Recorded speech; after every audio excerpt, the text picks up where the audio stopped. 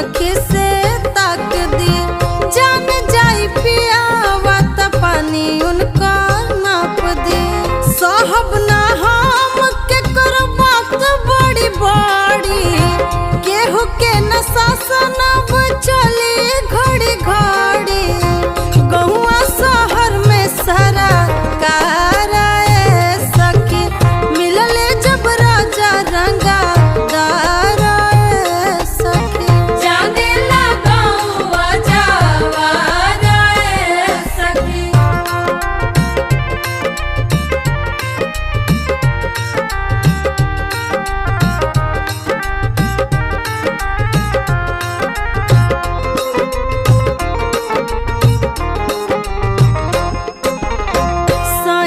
रखस हमके